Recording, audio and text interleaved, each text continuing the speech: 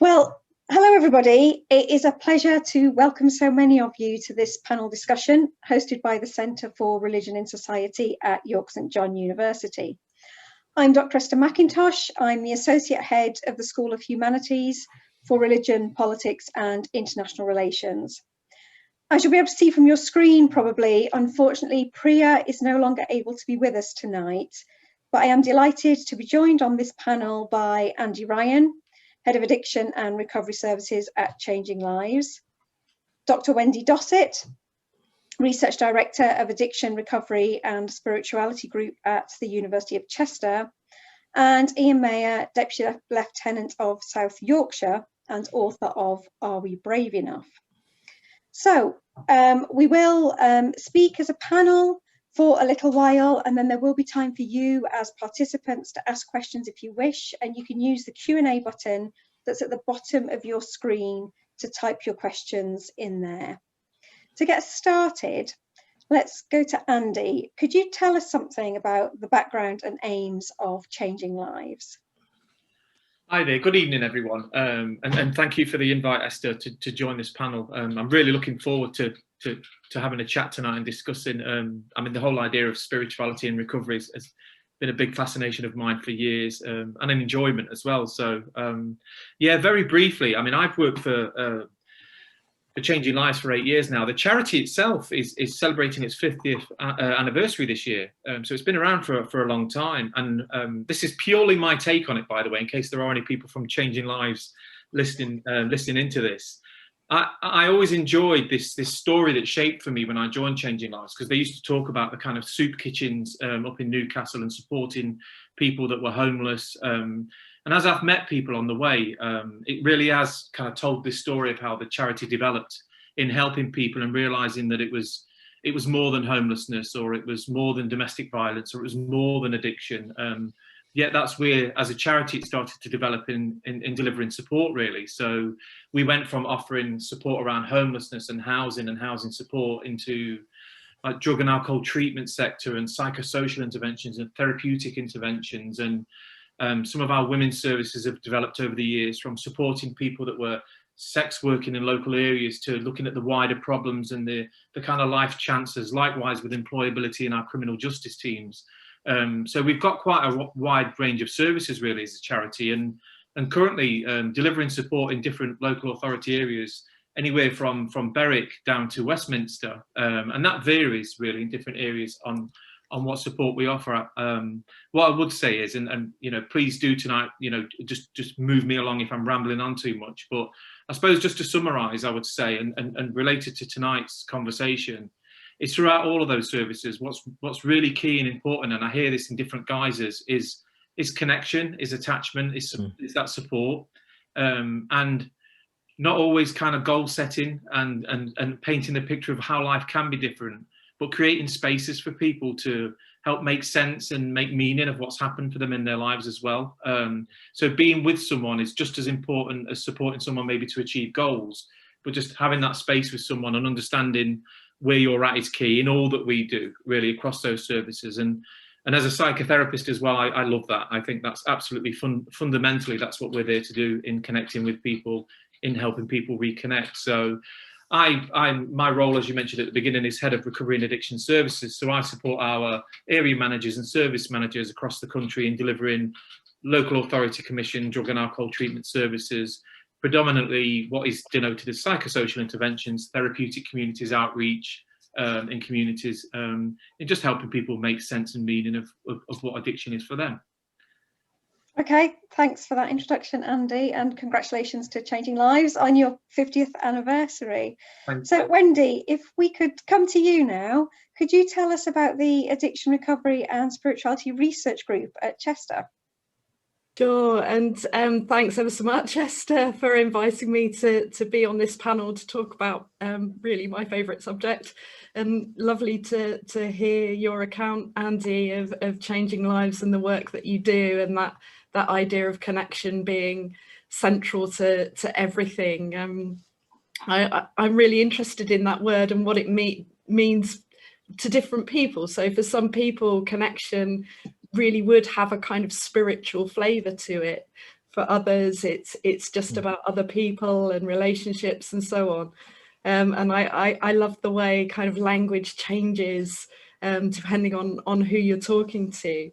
But Esther, you asked about the Sars Group, Chester Studies of Addiction, Recovery and Spirituality.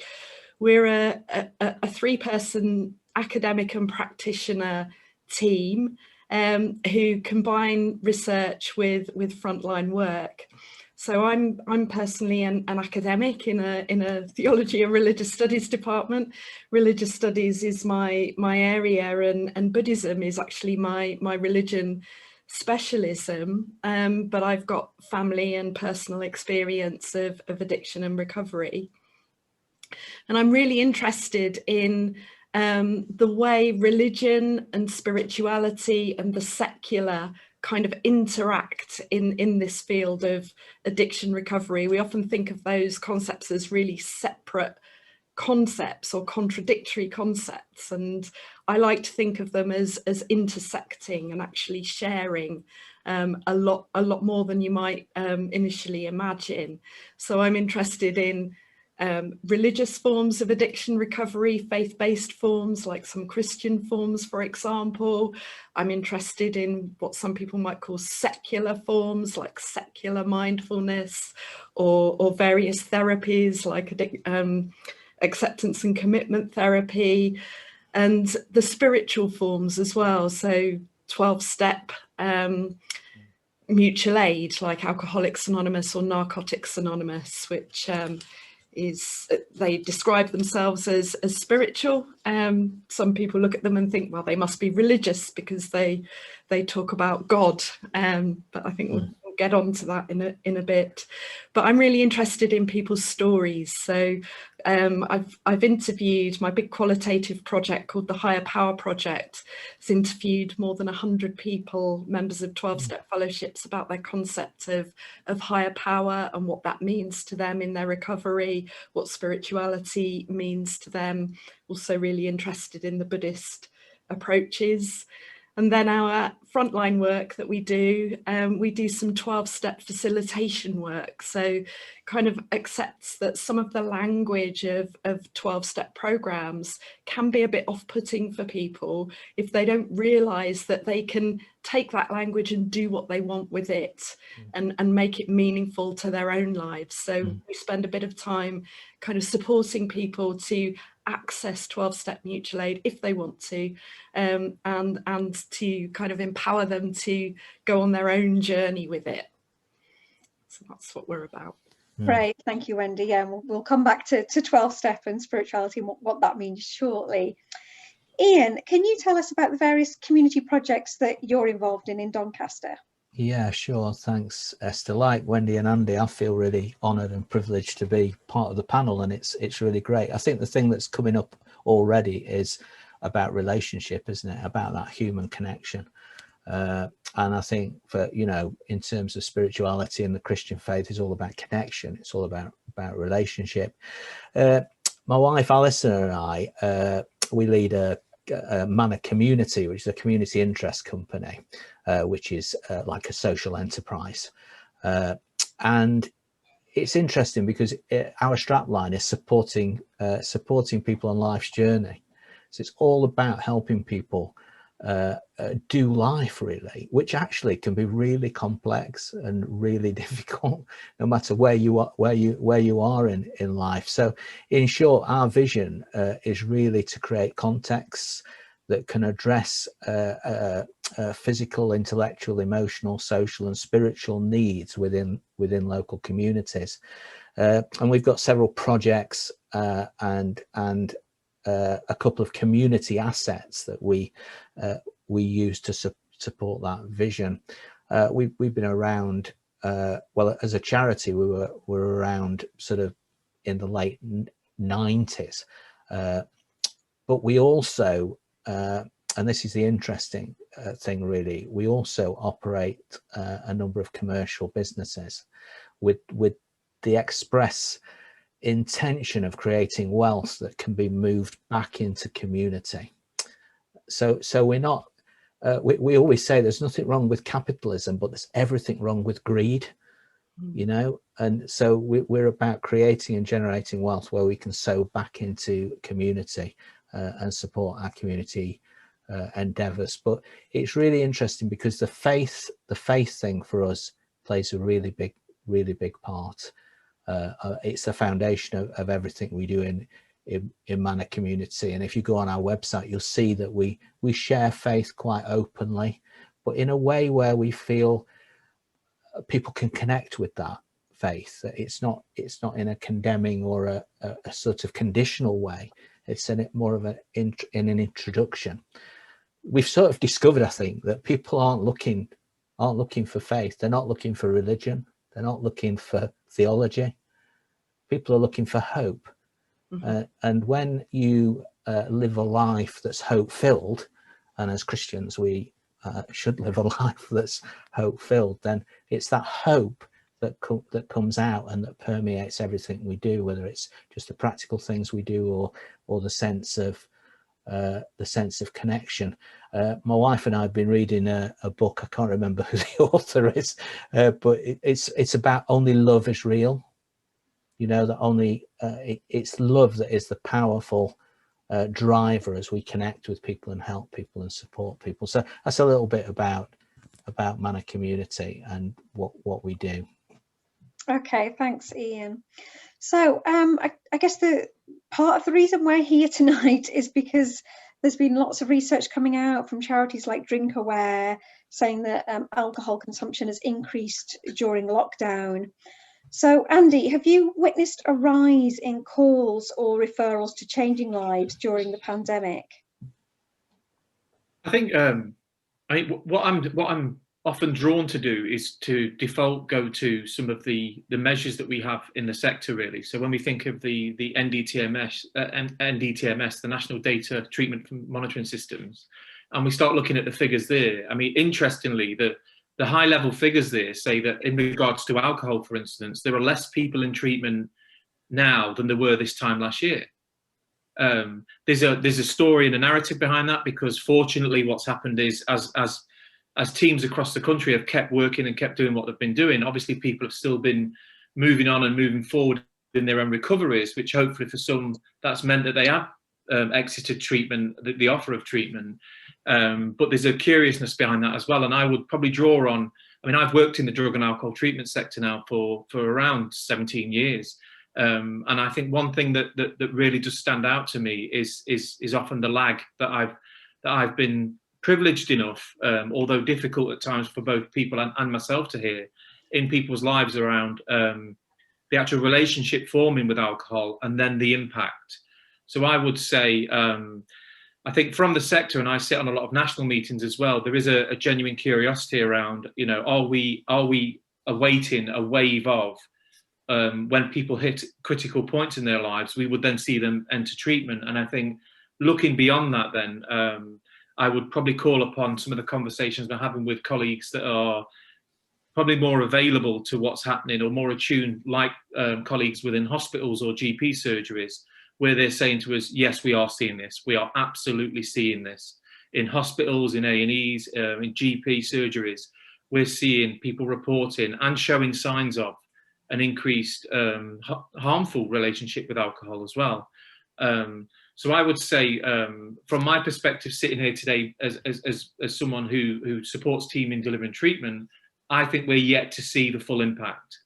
I think it's in the post as far as treatment is concerned. And unfortunately, I would say one of the downsides to treatment is you probably have to reach a certain point before you enter into treatment. So things have to become so critical, or you need, you know, a doctor at a hospital might refer you, or so there's almost a point of where we see people that's a little bit further down the road than you'd want, really. So, and I know public health are very adamant around doing a lot of work around prevention, and there's a lot of campaigns out there now to encourage people to be mindful about their alcohol consumption. But like yourself, when you said there at the beginning, Esther, talking to colleagues at Alcohol Change UK and the reports that they've been rolling out as well is just, yes, it's absolutely there. And one of our concerns is unfortunately, but I suppose fortunately, because it gives us insight, is I've met thousands of people on their recovery journeys over the years. I'm in recovery myself, so I have this experience. And unfortunately, there seems to be this downward trend of what's lost along the way before critical points are hit. And often in those stories, people will talk about loss of jobs, loss of houses, bereavements, general breakdown in relationships, pressures and anxieties around work. And I think we've seen that in the past year in abundance, really. And we're yet to see the full impact of that. Obviously, with some of the once some of the restrictions are lifted around housing support, for instance, and maybe evictions or generally kind of people's health and well-being and unfortunate job losses, etc. So we're in a process, and a lot of the narrative I've heard over the years is worryingly what's been talked about around COVID over the past year or so. So unfortunately, I think we're potentially on the cusp of something. I hope I'm wrong. I really hope I'm wrong. And it's been a minor adjustment, like an increase in alcohol intake has been a minor adjustment through a difficult time, and either spiritually or behaviorally, people kind of manage to regulate again, and this drops down. There's nothing would give me greater delight than saying that this evidence shown that this may happen, but fortunately it hasn't at the level that we anticipated. Sure, and we know that economically things are going to get tougher with lots of shops that are not going to reopen, and furlough is going to come to an end, and so on. Related to that, Wendy, we know that women have borne the brunt of homeschooling during the pandemic, and research is also reporting that women are turning to alcohol earlier in the day on more days of the week. Do you think the increased, what we might call the feminization and marketing of alcohol to women, this sort of gin o'clock, is a problem? Yeah, well, it's a marketer's dream, isn't it? To market to a kind of growing market. Using alcohol is kind of associated for women with relief from responsibility and connecting with friends. And I think the marketing has, you might say cynically, kind of really got into that and promoted that. I think it's a tricky area to talk about, because you don't want to kind of get into some kind of patriarchal disapproval of women and their their behavior. But I think there is a shadow side to that marketing. There was a hashtag called "Don't Pink My Drink," created by some public health academics in Glasgow Caledonian University, designed to make people kind of just reflect on how that alcohol marketing is being specifically targeted in a gendered way, and to maybe think about, this marketing is trying to promote alcohol as empowering, but how empowering is it really? And I know that Andy and Ian, and myself, when we see the negative effect on women of addiction, and you kind of combine that with the other gendered challenges that are faced by women in terms of domestic violence, co-occurring mental illness, the increased levels of shame around, especially being a failed mother, but other gendered kind of depictions of women who drink to harmful levels. The cost to women of that is so high. So when you look at it at the alcohol marketing directed at women, then that feels I think particularly galling. You can joke about the joke's mummy juice, isn't it, that wine or gin or whatever is mummy juice, and women do so much and have so many pressures and responsibilities that they kind of deserve this relief. I think we ought really as a society be looking at the structural problems of why are women carrying so many burdens in society that kind of chemical escape then seems legitimated in some way. So yeah, I do think there's a problem. Yeah, absolutely. Thank you, Wendy. Ian, is alcohol and drug misuse something that you witness in Doncaster? Yeah, you know, in terms of the community projects that we're involved in, we see it really we see it at two levels really. At one level, it exists, I think, among those who are most needy, you know, who are broken, whether that's through unemployment, where its dependency has become sort of life-changing and life-controlling, and you can almost see the reason, because there's a complete brokenness around whether it's homelessness or whether it's family breakdown or unemployment. But then you sort of see this other level, which is a little bit more sinister. I think Wendy's touched on this, where it's almost seen as an escape or a relaxation mechanism for professionals who on the surface don't actually appear to have any problems. You know, they've got everything together, they may have a good professional job, and yet that sort of increase in consumption is damaging, and really it's a sort of cliff edge moment where just how close is too close, you know, to that cliff edge. And I'm with Wendy really on the sort of gender stereotyping is not helpful. I think it can validate wrong behavior as well as demonize, you know, people who can well do without that. So yeah, I think those two levels really, where it's particularly obvious, but then I think it's more sinister in the areas where it's not so obvious, you know. So yeah, that's my sort of take on it in terms of community. And yeah, thank you, Ian. Okay, so Andy, how would somebody know if their drink or drug use was becoming a problem, and what's the first step in seeking help? This is, you know, it feels like now it's time to bed in. Could we could be here for a few days now. So let's what I wanted to say though, just off the back of that, is I've just really enjoyed sitting and listening to yourself, Wendy, and Ian talking there, because in our services for many years we've been really pushing that notion that this isn't about substances. It's about the wider picture, and the drugs or alcohol are almost the adaptation or the adjustment needed to be able to survive or thrive, or whatever the narrative that people attach to that. And I think for years, particularly in our country, we've got fixated on what drug or what alcohol, and less figural on people, and thinking about it as that adaptation. And when you were talking there, Wendy, about the internalization and the societal introjects that women carry, and having to regulate that on a daily basis, and what happens when you can't, and predominantly talking about mental health and well-being and the capacity to just be. And if you're really struggling with all of that, the weight of all of that, no wonder you're going to be relief seeking. And that's where substances can come in with a rapid solution, which brings even greater problems, but doesn't feel like it at the time. So yeah, I just wanted to reflect on that, because I love that conversation, and I'm really hopeful that we can move that conversation further and further forward over the years.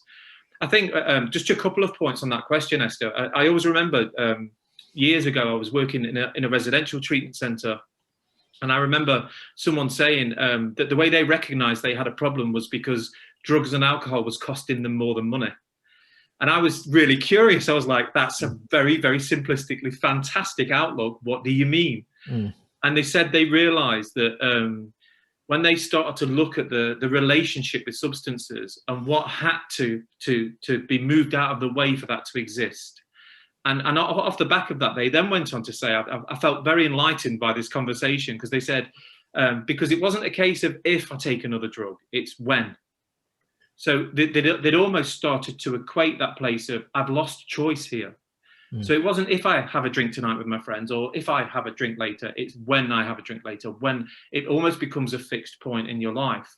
And there are different ways that people can do this. You know, I think it's not a kind of one size fits all, but there's some key factors there. I think if you have that time and that capacity and that ability, that social network to reflect and think, you know, what's this costing me? You know, what is this? What is the cost of me having this drink, or what is the cost of the people around me? What is the process? What am I having to do to permit me to keep having this drink, or is there an increase with that? I think there are ways and means of doing that, and lots of different ways. I think the first one, if anybody out there, if somebody's listening into this tonight and you're curious, if you're thinking, you know, am I kind of becoming dependent on alcohol or drugs, or do I have an issue that I'm not quite aware of? I've always advised people as a first point of call to go on websites like Alcohol Change UK and have a read. You know, Wendy talked earlier about the work that she was doing. Take a read of some of this work for no other reason than just to be reflective and see if you can identify anything within that text that rings true for you. If there are any indications, any signs that can help you, because one of the things I've learned over years of working in the sector, and from my own personal experience, because, you know, for years I wasn't an addict, and I was adamant I wasn't an addict, and I told people I wasn't an addict, and I had some amazing narratives as to why I wasn't an addict. Fascinating, well-constructed, airtight narratives as to why I wasn't an addict, because I needed to be an addict. And I'd formed that over years and years and years of needing this relationship to help me survive. What was really difficult was when somebody pointed this out to me, I immediately went into this sense of overwhelming shame, which brought the best defense out in me.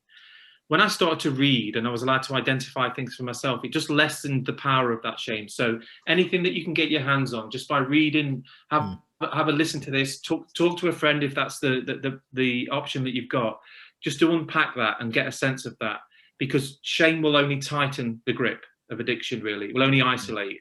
So anything we can do to come out of that, if you're genuinely concerned, again, if you're listening into this tonight and there are physical consequences, talk to your GP. Absolutely have that conversation. They're all kind of well equipped to have conversations around the harms that drugs and alcohol can do to your health, and even check alongside you and have that conversation.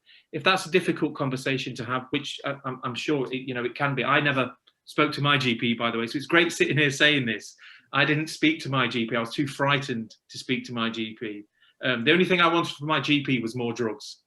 You know, that's all I ever wanted. I didn't want a discussion around the dependency on them. So I know this can be difficult, but again, there are, and these wonderful times we're in, there are plenty of meetings that you can dial into as well and just sit and listen into and hear that kind of identification from others in case you are experiencing problems and you want to make sense of that. At the beginning, I mentioned that I work for a charity that delivers local authority contracts. Wherever you're sitting right now, your local authority are contracting a drug and alcohol treatment service that will offer brief advice and intervention, or know who will do locally. So even if you ring that number and just reach out for help, there's the obvious websites online like Frank, and just you can find that information. It's really dependent on the individual. Some people are quite vocal about this and will step forward into that space because they want to do something about it. For others, not so. And I think it's finding what works for you that doesn't compound how you're feeling about what's happening for you, but more helps you step into a space where you can try and make sense and meaning of that. And again, be prepared, if possible, to ask yourself the wider question. If it's not about the alcohol, what's happening for me? Am I struggling at work? Am I struggling in a relationship? Am I struggling with a bereavement right now with everything that's been happening across the UK? So with that reflection, and if you have that network around you, then that's great. But I'm very aware, saying this on this call tonight, that one of the things that any form of dependency that starts to increase does is start to reduce social networks. So it becomes increasingly more difficult to do that. So it's grading this, really. There's lots of support out there to help you make sense and meaning of that. Great, thank you, Andy. That's really helpful. So we come now to how all this relates to spirituality, which is the reason why we're here. And Wendy mentioned earlier, 12-step program, and people will probably be aware of this from some like films they've watched, TV, that sort of thing. Usually American ones, and there's this clear reference to God, and they might be wondering how that works and be a bit concerned about that. So I wonder if each of you can explain what the spiritual aspects of the 12-step program mean to you. Ian, we'll come to you first. I think this is really it's really interesting, because these terms, spiritual experience or spiritual awakening, are really used to describe sort of an epiphany, aren't they? They used to describe this moment in time of sudden revelation when perhaps a person realizes that they've undergone, or perhaps that they need to undergo, some kind of profound alteration in lifestyle, or a total life transformation, and it's an awakening that permeates everything. It changes more than just habits, but their whole life. And I didn't, which is not to my credit, I didn't realize just how spiritual the 12 steps were until I met Andy actually, and read them over and over again, particularly steps 2 and 3. And this idea of God consciousness, I think it's a recognition that some things in life can't be brought about by ourselves alone, that we need to, even with the support of friends and even with the support of professionals, we need to reach for that power that's greater than ourselves. I like to think of that as a divine connection, that humanity is searching for divinity, and divinity has been chasing humanity since the beginning of time. And it's that connection in its broadest sense that is, and I'm speaking as a Christian now, who obviously my life is a modeling, I would like to hope, on a 1st century rabbi called Jesus. That is the lifestyle of this man. What he said and what he did means so much in terms of how my life is outworked. And I think it boils down to the sort of that relationship between humanity and divinity, and I'm using the broadest possible terms now, so we're not painted into any theological corners, is to do with relationship and restoration. Those are 2 key factors, and anybody exploring spirituality and exploring faith, and certainly exploring the life of Jesus and Christianity, when they look at that life, would be drawn immediately to those 2 things, relationship and restoration. It's sometimes called redemption, isn't it? But it's a restoring. So yeah, for me, as I reread those 12 steps again and again, I really found that connection, particularly as a Christian. And does that sort of answer the question? Yeah, thank you, Ian. Let's carry on round and see if those same words resonate with everybody else. So Andy, is that also what the spiritual aspects of the 12-step program mean to you? I mean, I would absolutely echo so much of what Ian said there, and he's probably got a much better way of putting it than I would as well. So I think when answering this question, I can't help but be drawn to like some of my own personal experience. And I remember, like many years ago, I was in a hospital, and a doctor came round and said, if you keep this up, you've got months left to live. And all I remember feeling through every grain of my body was just, when is this over? I didn't, and I remember someone who came to assess me said, you just look vacant. There's no one there. There's nothing there. And I suppose along that line, after a few more entries into hospital, I remember being on a locked hospital ward one night, and there was one of the nurses on the ward. It was bonfire night, and one of the nurses on the ward saw me on my drips in my bed, and she said, well, you won't be able to see the fireworks from there, so let's get your drips mobilized, and let's go sit next to the window. And she just sat there that night, and she spoke to me, and she was just talking to me and said, you can't keep doing this. There's better things for you. It wasn't necessarily the words. There was something about that conversation that ignited something in me that I couldn't quantify today, that I didn't know at the time, that was about being human, but probably beyond that as well. There was something that was escaping me that suddenly connected. That was about being. That was about being alive. That was about purpose. That was about hope. And I would love to simplify it and say, because this woman's probably been trained in motivational interviewing and she knew exactly what to do and push a few buttons and hey ho, I'm off and running again.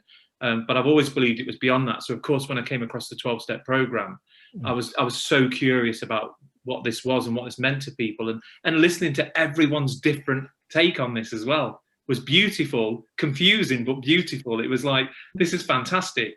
I wanted an answer. I haven't got one, but there's this thing that happens for people around spirituality and connection. And I initially set out on quite a human route, really, thinking it was about people and it was about connection. It was just about having purpose, having hope, belonging. And what felt amazing was just, I remember volunteering for a project locally that was just about helping school kids play football at night.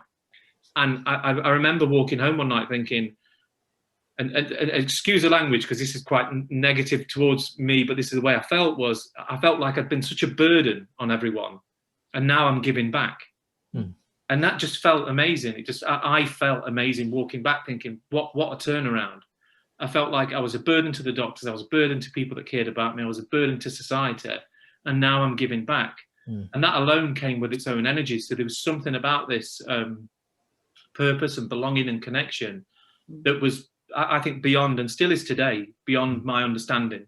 And again, one of those simplistic kind of comments that I've heard over the years is, someone once said, well, feel good, do good, you know, all this kind of, that just be. And I think there is something for me about that level of connection, which is about human connection, but then taking it beyond that. So I was always interested in the 12-step program and the spiritual aspect. When I read the appendix at the end and it talked about spiritual awakenings of the educational variety, I ticked that box without a doubt. I learned about myself, and sometimes I learned what not to do, but I also learned more about what addiction meant to me that was beyond substances. And I continue to do that today, and continue to be educated.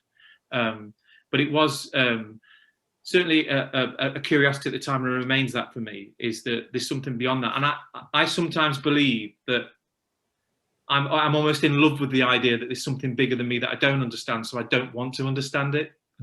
I just want to live this experience. And that's how I felt over the many years of being in recovery. And just the simplest of things now means so much more to me. I know having put some stuff out on social media during COVID, just noticing things that I wouldn't have noticed before when I was working. Just real simplistic things that mean so much, because I'm alive again, I think is the key, and I'm connected. So that's kind of where I'm at with that. So probably echoing a lot of what Ian was saying as well. Great, thank you, Andy. So Wendy, you mentioned earlier that your religious specialism is Buddhism. So how does the 12-step program and the spiritual aspects relate to Buddhism? That's a big question. I mean, I've loved listening to Ian and Andy, and actually I do a lot of this, listening to people talking about their concept of higher power and what it means. And you know, I just to stick with the 12-step program for a minute before I go into the Buddhist stuff. I mean, the 12-step program was written in the 1930s in the United States, shortly after the Great Depression, shortly after Prohibition, in a cultural location very different from the location that we find ourselves in now.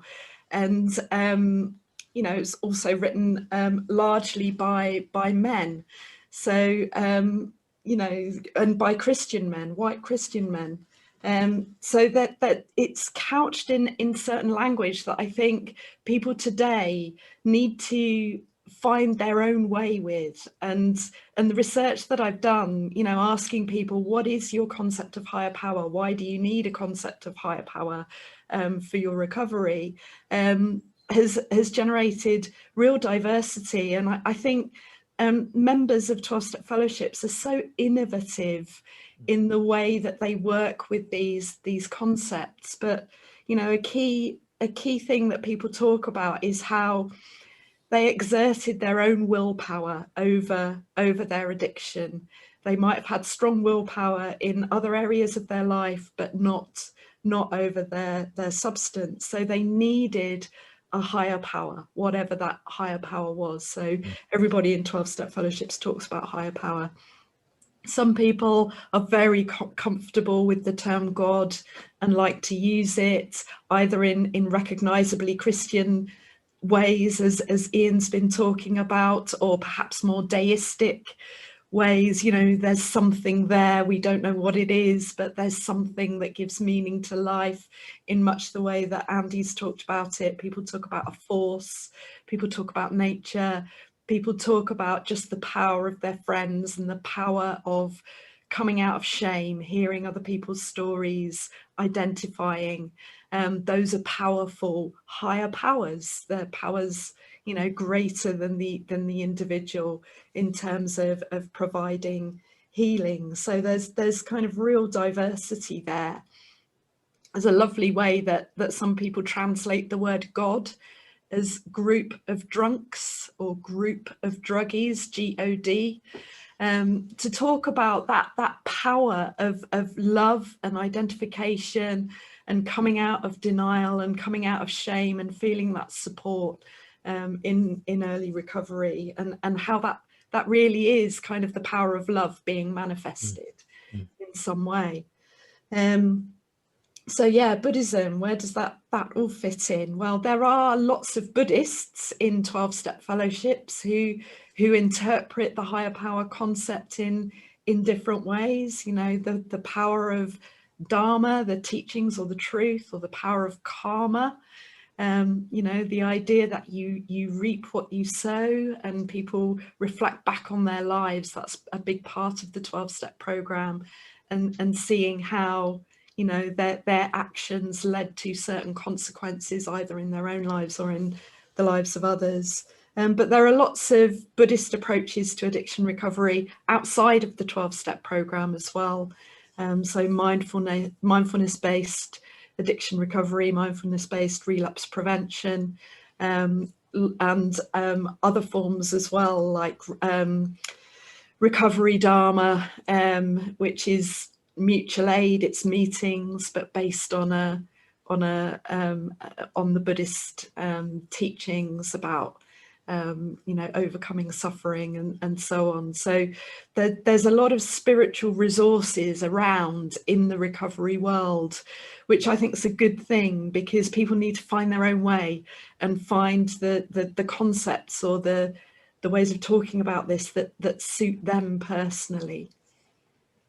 Okay, thanks, Wendy. So just to be absolutely clear, that what you're saying then is that you don't have to believe in God, you don't have to even consider yourself religious, Yep. but you could still find a way of understanding spirituality in this context.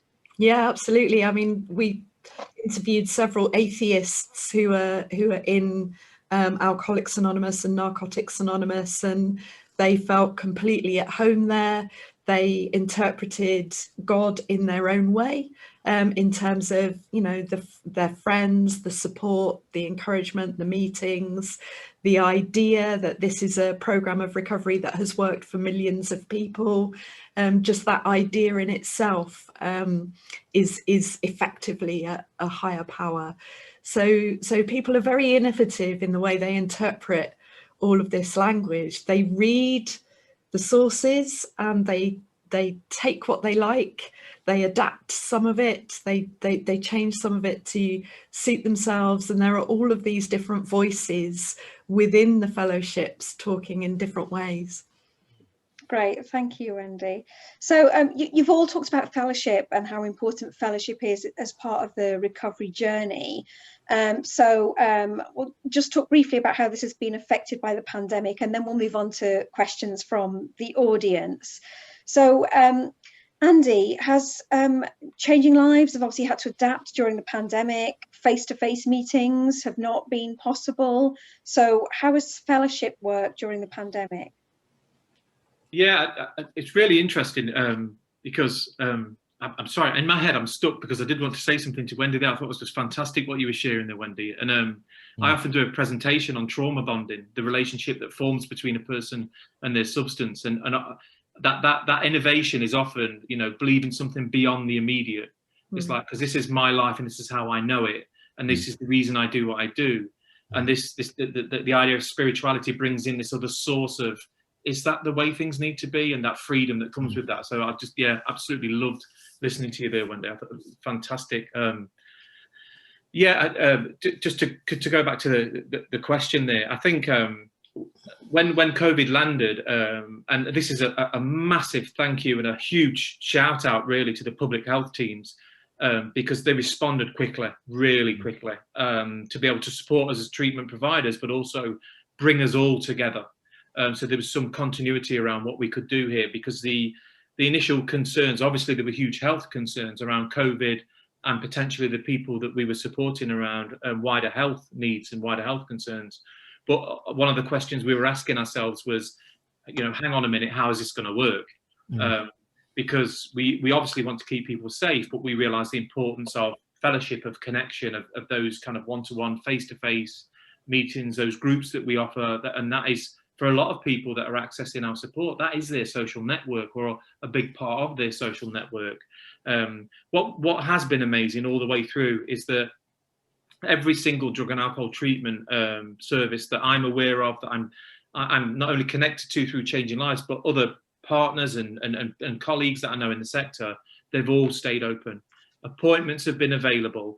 I think there's been a level of measure around that on an individual basis. So vast amounts of work around risk assessing and supporting where possible, what is doable for individuals, what is absolutely needed for people that went into immediate crisis, thinking about the lack of contact they would have, and who really, and again, it takes me back to that word around grading, who really could tolerate what at any given time for themselves, and having those conversations with people. So our teams were quick to the draw, and they were fabulous, just having those relational conversations with people and saying, look, this is what the guidance is saying, this is what we're going to do moving forward.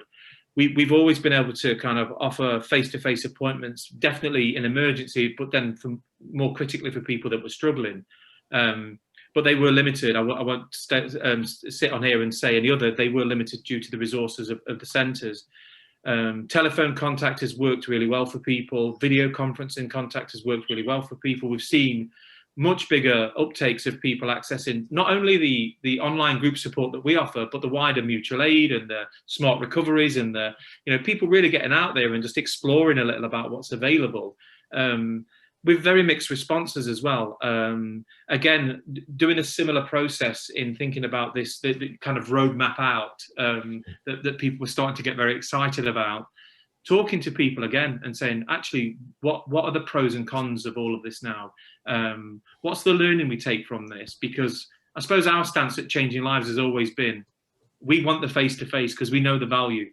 We know the value of that personal connection of two people sitting together in a room. And for programs like our Oak Trees program, our therapeutic community programs, a lot of the therapy happens in the breaks as well, when people are having a chat and just connecting and talking. So as much as sometimes we think we've got cracking groups and a real good structure, some of the best therapy is people just sitting down having lunch together and a chat and working through stuff that way. So we've always valued the face-to-face, but what we're starting to learn, I think, as part of this process is that for some people, the idea of walking into, say, a treatment centre is a daunting experience, and actually a telephone call to preempt that anxiety and support with that. So I think we'll take a lot of learning from some of the offers, and it becomes part of a wider offer of support.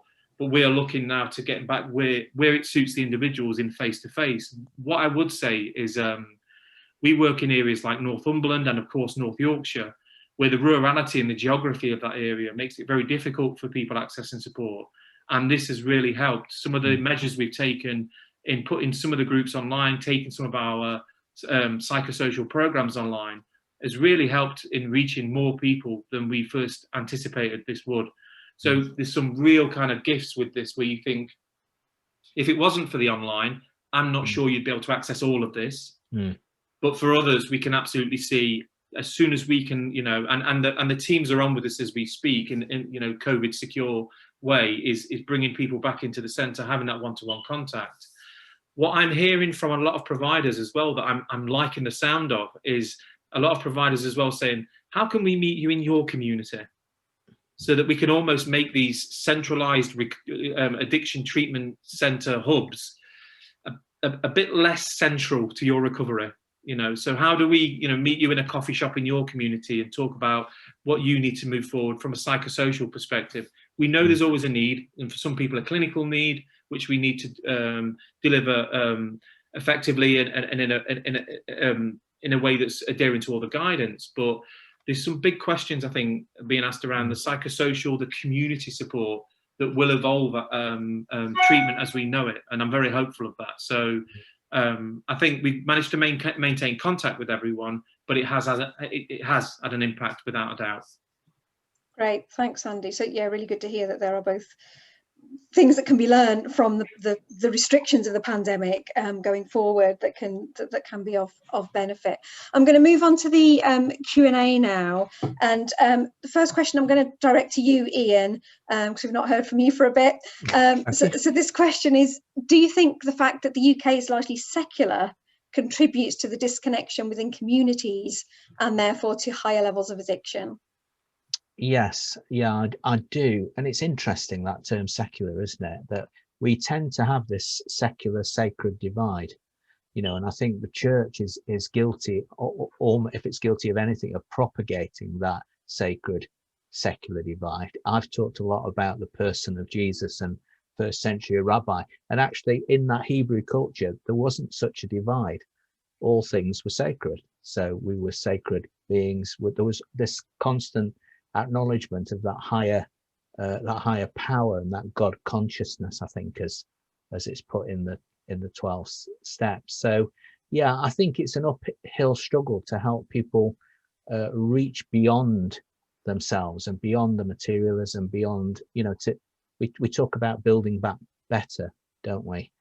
And how I mean, Andy touched on it a little bit, and so did Wendy at the beginning when we talked about the substance or alcohol misuse is a sort of symptom of something deeper.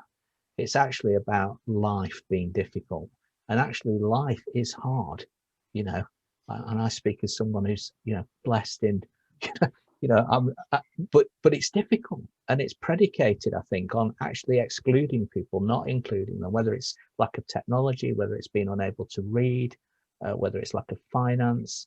It's just predicated on exclusion rather than inclusion. So I think the divine connection. It's interesting when we think about. So we take Wendy mentioned sort of atheists and their viewpoint. I've got a number of friends who are atheists, and it's interesting because they do make a divine connection. You know, when they're moved by a piece of music, or they reach out to someone who's a stranger, and they're unable to explain why that is in a good way. But, you know, I think we need to, yeah. Does that answer the question? Have I waffled a bit there? Sorry. Yeah, no, sorry to the person who asked. Thank you, Ian. Thank you. Wendy, I'm going to come to you now, because there's a question going back to what we were discussing earlier about gin o'clock, and emphasising the impact on women generally in society, of expectations around extra housework and extra childcare and so on, and those kind of patriarchal social norms. And the question here is really asking about, you know, this idea in society that women have to be super competent and capable, and that this doesn't allow women to admit to being vulnerable, which then contributes to addiction. So how do we make vulnerability and not coping more welcome within society, both for women but also for men? That's a great question, isn't it? And gets to the heart of the kind of the structural causes of addiction and mental ill health and so on. So it depends how radical you want to be, really. You know, there's something, you know, inherently unequal in society. So you know, that leads to trouble. I do wish we had a world in which it was more acceptable to be to say I can't do this, I'm struggling, whatever gender you identify as. I think that's a massive problem. Our success culture, you know, that we do really need to look at. I think, you know, it does have a gendered element, or it plays differently to the genders, but it's a problem. Yeah. Thank you. Okay, so two more questions that I'm going to put together, both related to spirituality here, but I'm putting them together because we don't have much time left. So one question asks, if I want to connect to the spiritual side, but don't want to join a particular faith, I don't want to get involved with Christianity or Buddhism, how do I connect with my spiritual side? And then the other question is an important question about shame. Can religious faith actually prevent people seeking help with addiction because they might be told that their faith is too weak? So I don't know who wants to jump in, but you're going to have to be brief. Shall I jump in on the first bit, which is how can you connect with a spirit, spiritually without joining a particular? I think that's the problem, and the pandemic actually has helped churches, or some churches, realize what it means to really belong. That actually belonging is more than just attending a group, more than being part of a Sunday meeting, more than signing up to a set of doctrines. That actually it's far broader. And Manor Community is not Sunday centric or meeting centric, and we're not alone in our outworking of our Christian faith in an indigenous, organic way that allows people to connect without any prerequisites. I think that's the important thing, because it's not binary. You're not in or you're out, and I think that's reflective of what I've said about the life of Christ. It was inclusive. It wasn't binary where you were in or out. You connected, you moved towards something. So it is possible, and there are good groups and out there, particularly my knowledge is in terms of the Christian faith, but there are certainly groups that would embrace connection. Does that answer the question? The first part of the question. Well, I know there are yoga teachers as well that work with yoga and recovery, so that's another way of sort of exploring the spiritual side that isn't so directly connected with a religion as such. What about the question of shame, religious belief in shame? I think that's a great question as well, and I think unfortunately that is often the case. We in a lot of our interviews we heard about people who had a religious faith, developed addiction problems, so their faith hadn't been protective against those addiction problems, and they had to rethink their concept of higher power in the light of that. And we often noticed there was a shift between talking about their concept of God in the past being a judgmental God to becoming a compassionate, all-loving, forgiving God. I think there was certainly a shift that we noticed there, but it's not just Christianity. Lots of other religious traditions are prone to shame causing because they are they set standards for behavior that ordinary vulnerable people find they can't live up to. So sure, and sometimes when alcohol's a taboo within a religion as well, then it becomes harder to know if you have a problem. It becomes harder to tell somebody that you think you might have a problem. That's why we need culturally competent alcohol and drug treatment. That's aware of that. Absolutely. We've only got a minute left, but Andy, there's an important question here that I want you to answer before we go, and this is about support for people whose family members are suffering with addiction. So where can family members go for support? Yeah, I mean, and again, in most local authorities, you'll have commissioned support available. However, what I would say from this call, if you're sitting on this call, if just to direct you to websites like ADFAM, I think absolutely amazing work that charities like that are doing, and really powerful work that they're doing, because I remember from years back that families were often seen as assets in people's recovery plans, and I think the narrative is just starting to change now, where we really need to look at the impact on everyone. Addiction isn't about a person. And I'm just thinking about the 12-step program, obviously they talk about amends and things like that, because there's a recognition that on this pathway and on this journey, so many people have been impacted. So it's not just about the individual's drug and alcohol use, but the wider need. And often something we talk a lot about in the charity is the intergenerational, is a lot of these issues that we're talking about that are beyond substances have been carried for generations as well. because I think, as Wendy and Ian were talking about, culturally, we need to shift into being able to talk about what's happening for us, where we're at, communicate from a more emotional place as well, and an expressive place. Because interestingly, with that conversation there, we experience shame in our services where people come into services and they try and get it right for the key workers because they don't want to get it wrong, or want to get it right for the therapist, because there's this lack of this sense of self, and this external locus of control is like, if I get it right for you, if you're okay, then I'm okay. And what we're really trying to work with people on is saying, actually, if we can build that internal resilience and that spirituality, there is less availability for shame to kind of hang itself on, really.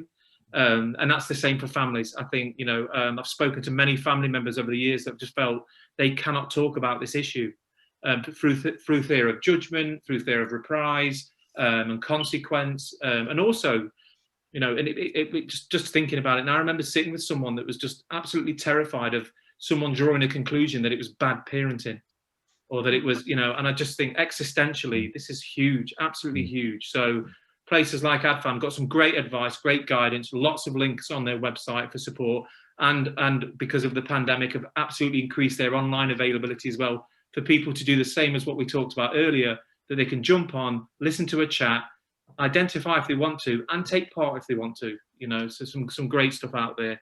And other charities are available, by the way. I'm just probably more favoured towards that because we're doing some great stuff in York with them at the minute as well. Great, thanks, Andy. But yeah, so literally you can Google and just look up family support for addiction, and you can find resources local to you wherever you are.